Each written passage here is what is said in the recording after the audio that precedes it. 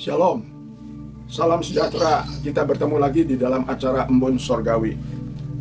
Hari ini saya mengambil pembacaan dari 1 Petrus pasal 3 ayat yang ke-19 sampai yang ke-22, yang berbunyi demikian.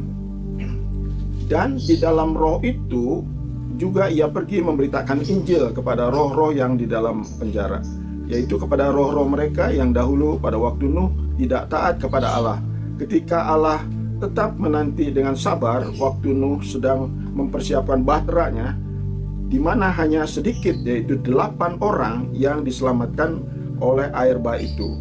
Juga kamu sekarang diselamatkan oleh kiasannya, yaitu baptisan. Maksudnya bukan untuk membersihkan kenajisan jasmani, melainkan untuk memohonkan hati nurani yang baik kepada Allah oleh kebangkitan Yesus Kristus, yang duduk di sebelah kanan Allah setelah ia naik ke surga, sesudah segala malaikat, kuasa dan kekuatan tak ditaklukkan kepadanya. Menarik dalam pembacaan ini yaitu kata 8, sehingga temanya saya ambil yaitu 8. Kalau kita ingat 8, yang pertama memang ingat bahwa hanya 8 orang yang selamat, yaitu Nuh, istri, 3 anak laki dan 3 anak mantunya. Pada waktu saya merenungkan itu, maka syaratnya mereka memenuhi yaitu PM, percaya masuk. Kalau hanya percaya tidak masuk, dia tenggelam oleh air bah. Kemudian kalau masuk, pada waktu itu kan belum ada toko besi, sehingga belum ada peralatan. Mungkin tidak percaya apakah ini bocor atau oleng, sehingga ia keluar lagi. Terpujilah ada satu keluarga bisa diselamatkan, yaitu 8 orang. Jadi saya juga menemukan singkatan yaitu barkata, bahtera, air, roti, kado, dan tamu. Jadi semuanya kalau kita ingin mempunyai barkata itu syaratnya adalah PM. Bahtera, pertama bahtera yaitu percaya masuk. Kalau air, percaya minum. Yesus adalah air hidup. Kalau roti, Yesus adalah roti hidup. Kita juga percaya makan.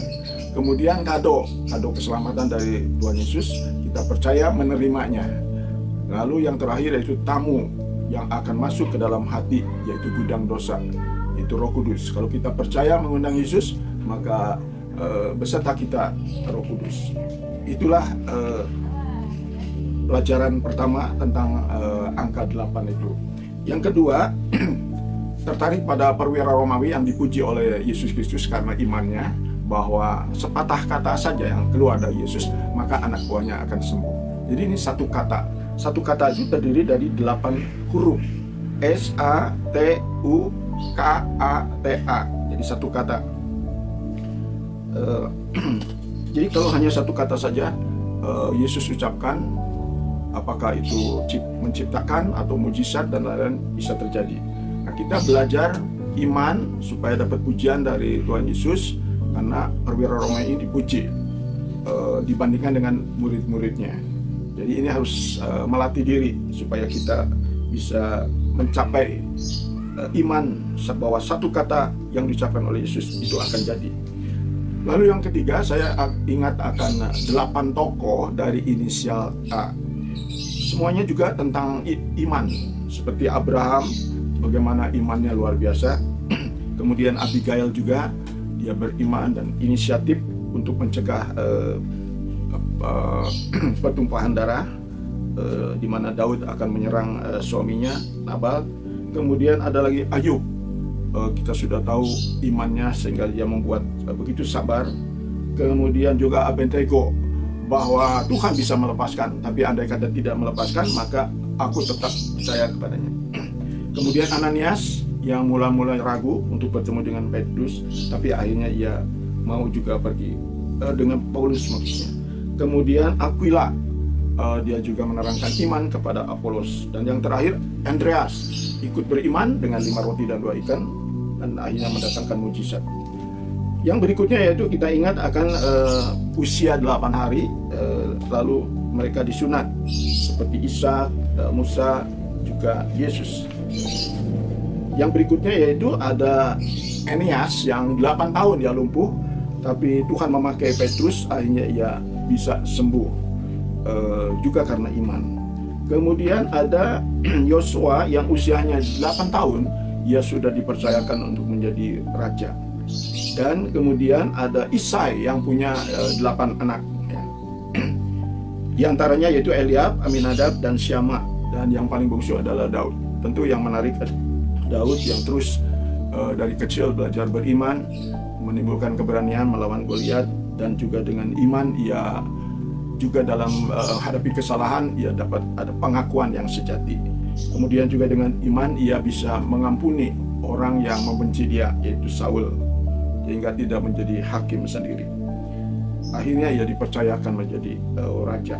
Nah, itulah angka-angka 8 yang kita bisa pelajari tentang iman kepada Tuhan Yesus, baik diselamatkan, baik yang disembuhkan, baik yang dikuatkan imannya, dan juga yang menjadi contoh bagi kita.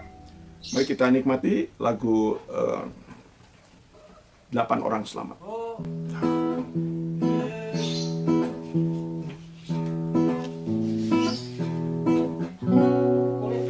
Nabi Nuh dan istrinya, 3 anak lakinya, 3 anak mantunya masuk dalam batra. Lalu hujan turunlah, hujan lebat turunlah, hujan lebat turunlah.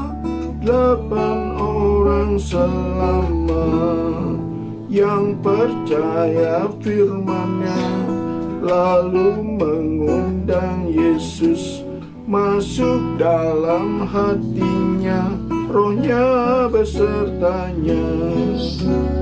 Ia pasti selamat dari hukuman maut. Ini janjinya tepat, peganglah dengan